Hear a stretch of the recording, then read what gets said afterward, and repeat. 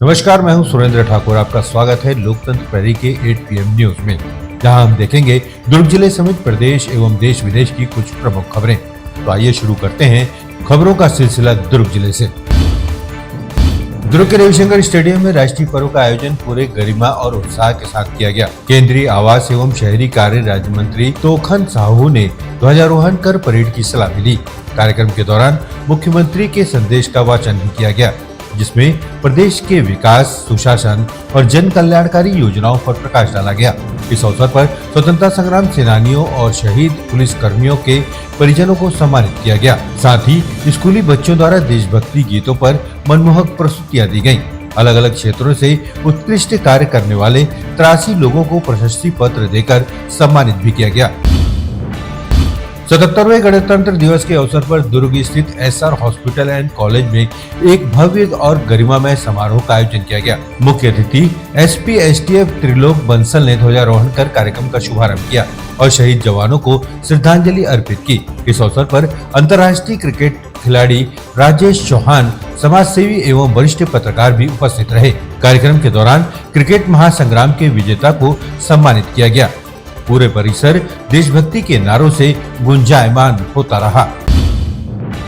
नगरपालिका निगम दुर्ग मुख्यालय में 77वें गणतंत्र दिवस का आयोजन अत्यंत गरिमामय एवं राष्ट्रभक्ति के वातावरण में किया गया। इस अवसर पर महापौर अलका बागमार द्वारा ध्वजारोहण किया गया तथा उत्कृष्ट कार्य करने वाले निगम अधिकारी एवं कर्मचारियों को सम्मानित किया गया। कार्यक्रम में सभापति श्याम शर्मा, आयुक्त सुमित अग्रवाल सहित अनेक जनप्रतिनिधि एवं अधिकारी उपस्थित रहे। गणतंत्र दिवस पर देश की एकता, अखंडता और संविधान के मूल्यों को स्मरण किया गया। भोगा क्षेत्र में समाजसेवी इंद्रजीत सिंह के नेतृत्व में आयोजित भव्य कार्यक्रम में सर्व समाज के लिए कई महत्वपूर्ण सौगातें समर्पित की गयी।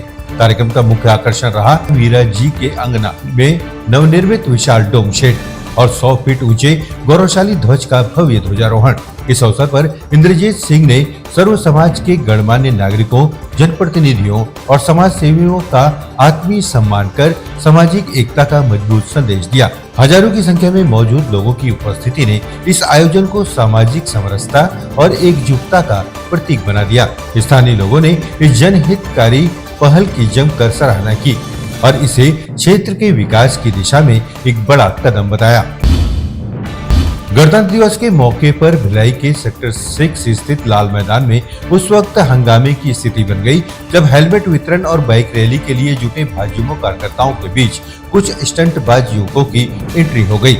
स्टंटबाजी को रोकने पहुंची पुलिस और मौके पर मौजूद लोगों के बीच पहले बहस हुई और फिर मारपीट के आरोप भी सामने आए। हालात इतने बिगड़े कि कुछ युवकों को पुलिस थाने लेकर आ गई, जिसके बाद करीब 100 से ज्यादा भाजयुमो कार्यकर्ता भिलाई नगर थाने पहुंच गए और थाने के बाहर जमकर नारेबाजी की। घटना की जानकारी मिलते ही भिलाई नगर CSP सत्यप्रकाश तिवारी भी थाने पहुंचे और स्थिति को नियंत्रित किया।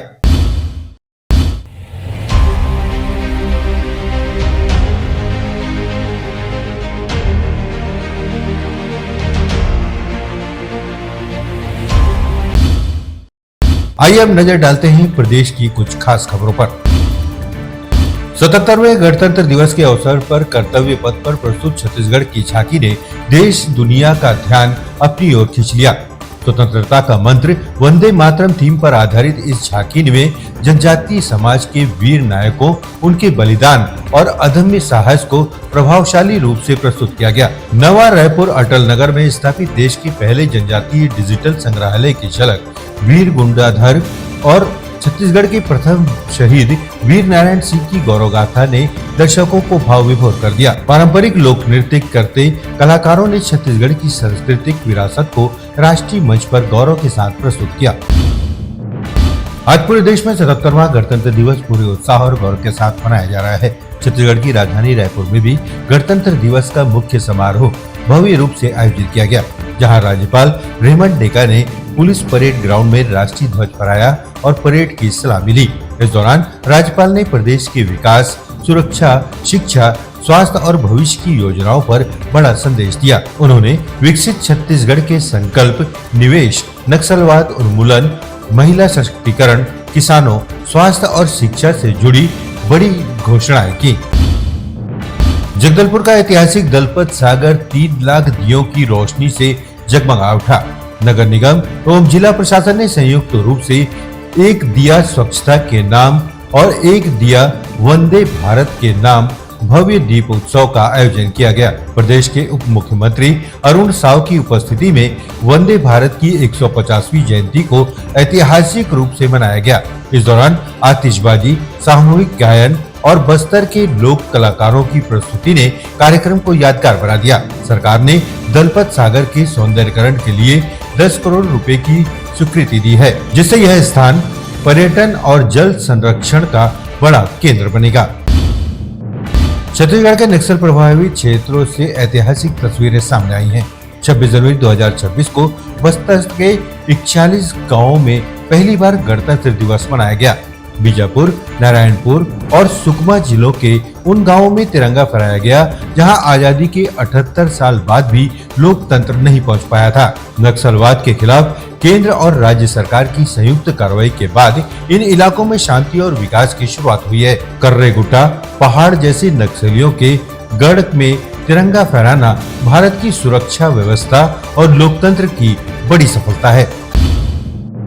भाटापारा के ग्राम बकुलाही स्थित रियल इस्पात स्टील प्लांट में 22 जनवरी 2026 को हुए भीषण औद्योगिक हादसे ने पूरे प्रदेश को हिलाकर रख दिया। डीएससी एरिया में बॉयलर के पास काम कर रहे मजदूरों पर गर्म डस्ट और आग गिरने से 6 मजदूरों की मौके पर ही मौत हो गई, जबकि 2 मजदूर गंभीर रूप से झुलस गए। प्रारंभिक जांच में सामने आया है कि मजदूरों को बिना किसी सुरक्षा उपकरण के काम कराया जा रहा था। पुलिस ने इसे घोर आपराधिक लापरवाही मानते हुए प्लांट प्रबंधन, ठेकेदार और सुपरवाइजर के खिलाफ एफआईआर दर्ज कर ली है। यह हादसा सिर्फ एक दुर्घटना नहीं बल्कि औद्योगिक सुरक्षा व्यवस्था पर बड़ा सवालिया निशान लगाता है।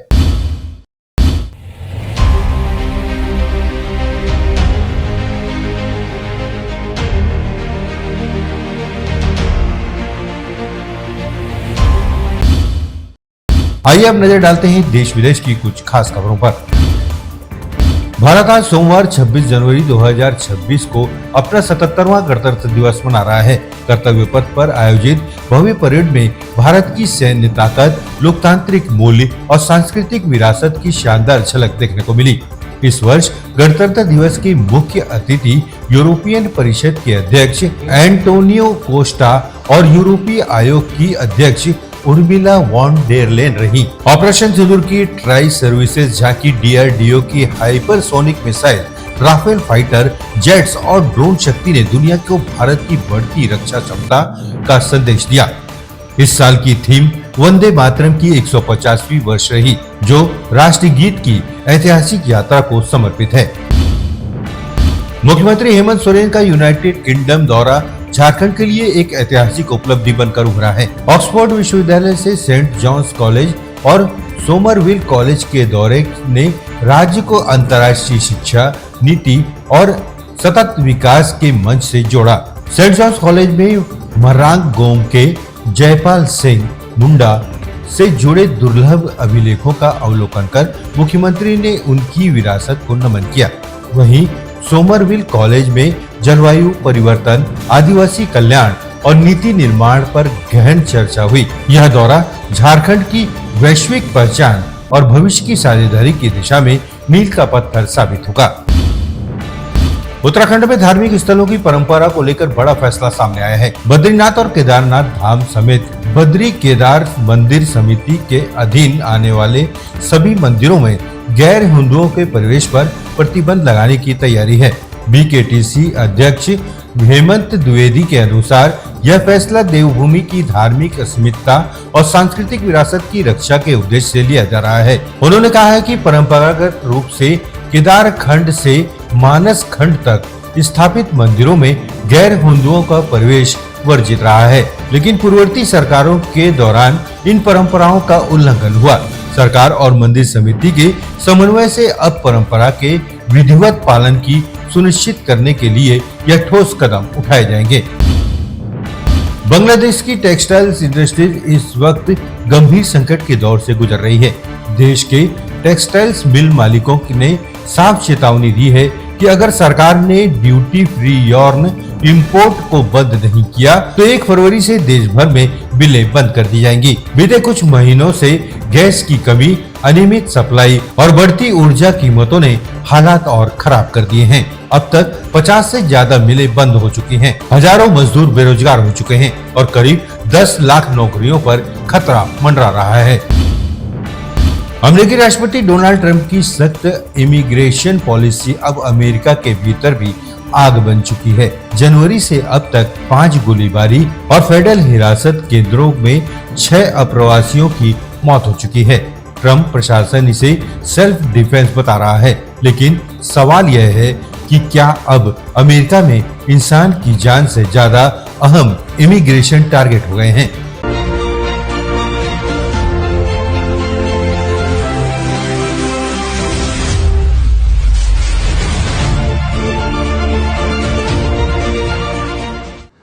This program is sponsored by SR Hospital and Research Center.